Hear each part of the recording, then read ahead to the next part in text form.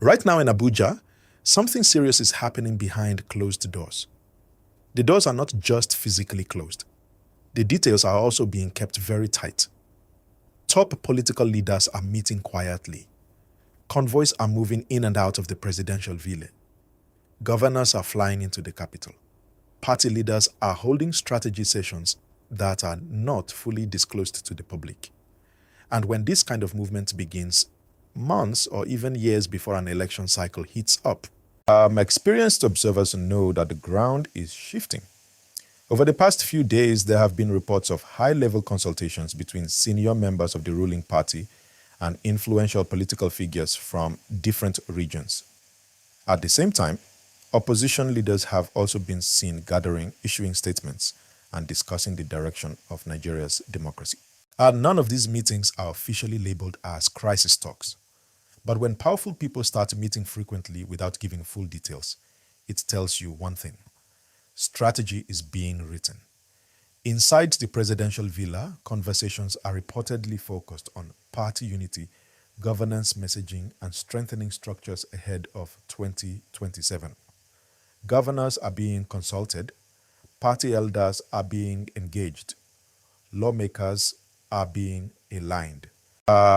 When leadership senses that the political environment is becoming competitive, consolidation becomes the first priority. Whenever you hear closed door meeting, it does not automatically mean conflict. It usually means preparation. Leaders do not wait until election season to prepare. They start early. They measure loyalty. They calculate numbers. They examine regional strength. They identify weaknesses. And that is what is unfolding right now. At the same time, opposition voices are also raising strong concerns about electoral frameworks and institutional transparency. They are presenting themselves as protectors of democratic values. This creates a competitive narrative environment where both sides are trying to shape public perception before campaign season officially begins. That is where the drama comes in. It is not shouting. It is not chaos. It is quiet tension. And quiet tension in politics can be more powerful than loud arguments. And Nigeria's political system runs on alliances. No single leader can succeed alone. Governors matter, party executives matter, regional influencers matter, youth leaders matter, financial backers matter. So when high-level meetings begin, it is often about one key question: who is with us and who is not? This is why Abuja feels tense. People inside the political space are watching body language. Who entered which meeting? Who stayed longer? Who left early? Who smiled? Who looked serious? These small details sometimes reveal more than official press statements.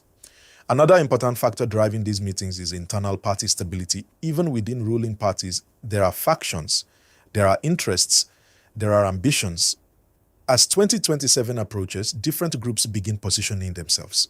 Some are thinking about re-election, some are thinking about succession, some are thinking about influence.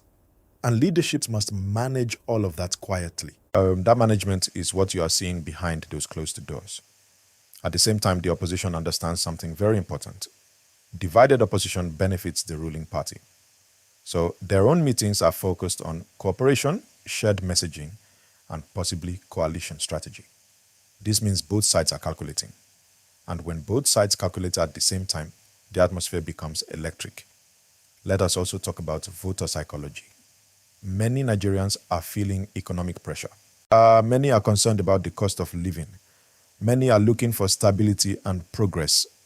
Political leaders understand this, so behind those closed doors, discussions are not only about elections, they are also about public perception. When high-level meetings increase in frequency, rumors also increase. Social media begins speculating. Commentators begin analyzing. Supporters begin defending. Critics begin questioning. Even without official confirmation, narratives start spreading. Because in modern politics, perception can move faster than policy. Now, let us talk about timing. Why are things accelerating now? Because political cycles do not start during campaign season. They start years earlier. Fundraising begins early. Grassroots mobilization begins early. Influencers are engaged early. Media strategy is designed early. What looks like simple meetings are actually early foundation building. and foundation building determines future strength. Another interesting observation is regional engagement. Leaders from different geopolitical zones are being consulted more frequently. This suggests that national balance is being considered carefully. Nigeria is diverse. Electoral success depends on coalition across regions. So behind closed doors, there are likely conversations about balancing interests, selecting strong allies, and avoiding regional tension. Now let us address something clearly. Drama does not always mean instability. So that it often means transition. Nigeria's democracy is competitive. Competition creates movement. Movement creates negotiation. Negotiation creates tension. But tension within democratic systems is not necessarily negative. It is part of political evolution. The key question is whether these negotiations produce stronger institutions and better governance outcomes. That is what citizens truly care about. There is also another angle that many people are not discussing openly: succession calculations. Even when a president is still in office, conversations about the future begin early. Political parties must think about continuity, fresh faces, and long-term survival. So when governors meet privately with national leaders, it may not only be about current issues, it may also be about future leadership arrangements.